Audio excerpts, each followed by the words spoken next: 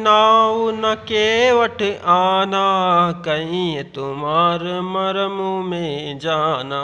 चरण कमल रज कहूँ सब काई, मनुष्य करनि मुरी कुछ आई। श्री राम ने केवट से नाव मांगी पर वह लाता नहीं। वह कहने लगा, मैंने तुम्हारा मर्म भेद जान लिया। तुम्हारे चरण कमलों की धूल के लिए सब लोग कहते हैं कि वह मनुष्य बना देने वाली कोई जड़ी है, अर्थात कोई जड़ी बूटी है।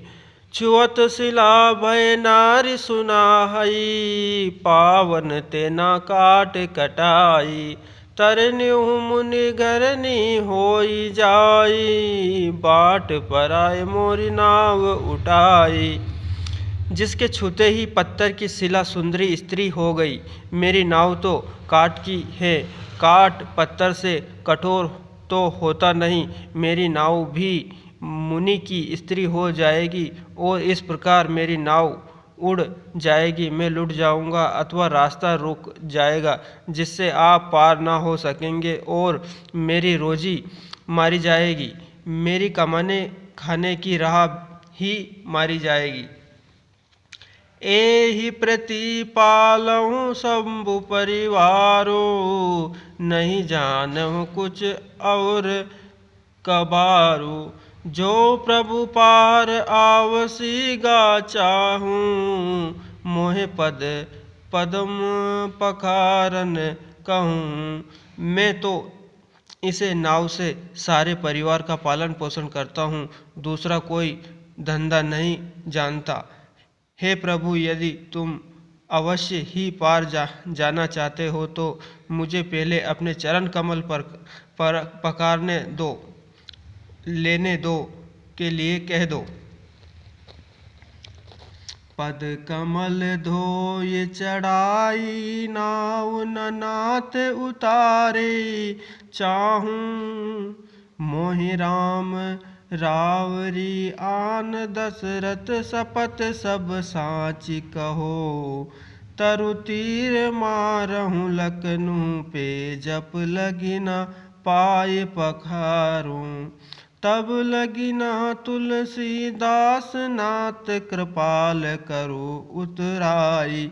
हे नाथ, मैं चरण कमल धोकर आप लोगों को नाव पार चढ़ा दूंगा। मैं आपसे कुछ उतराई नहीं चाहता। हे राम, मुझे आपकी दुहाई और दशरथ जी की सौगंध है, मैं सब सच सच कहता हूँ। लक्ष्मण भले ही मुझे तीर मार, पर जब तक मैं पैरों को पकड़ ना लूँगा तब तक मैं तुलसीदास जी के नाथ हे कृपालु मैं पार नहीं उतारूँगा। सुन केवट के बेन प्रेम लपटे, अब अटपटे। भीर से करूँ से चिदित, जान की लखन तेन सियावर। रामचंद्र शंकर हरि ओम। जय जय सिया राम, जय जय हनुमान जी महाराज की जय। केवट के प्रेम में लपटे हुए अटपले वचन सुनकर करुणाधाम श्री रामचंद्र जी जानकी जी और लक्ष्मण जी और देखकर हंसे। कृपा सिंधु बोले मुस्काई, सोई तरुते ही तब नाव न जाई। बेगियानु जल पाए पकारूं, होत बिल उतरहूँ पारूं। कृपा के समुद्र श्री रामचंद्र जी केवट से मुस्कुराकर बोले, भाई तू वही कर जिससे तेरी नाव न जाए। जल्दी पानी ला और मेरे पैर धो ले, देर हो जा रही है, पार उतार दे। जासु नाम सुमिरित एक बारा, उतर ही नर भव सिंधु अपारा।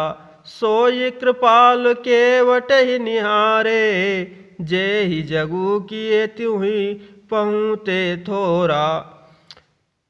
एक बार जिनका नाम स्मरण करने ही मनुष्य अपार भवसागर के पार उतर जाते हैं, और जिन्होंने वामन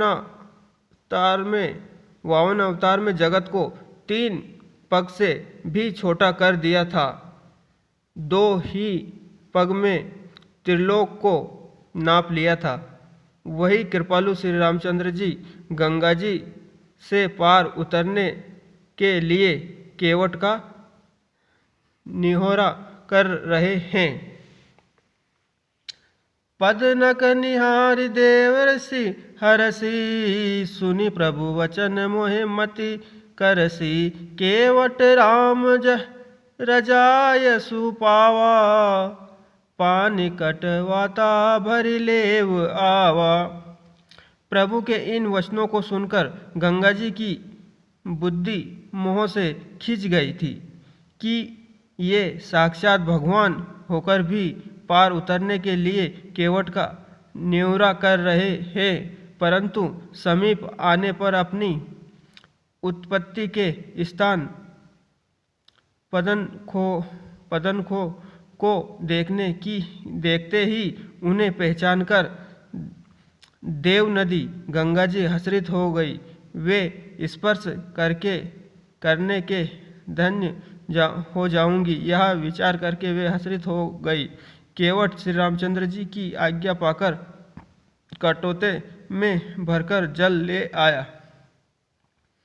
अति आनंद उमगी अनुरागा, चरण सरोज पर कानन लागा। बरसे ही सुवन सुर सकल सिहाई, एहि सम पुण्य पुंज कोई नहीं नाई। अत्यंत आनंद और प्रेम उमंग कर वह भगवान के चरण कमल धोने लगा। सब देवता फूल बरसाने लगे कि इसके समान पुण्य की राशि कोई नहीं है।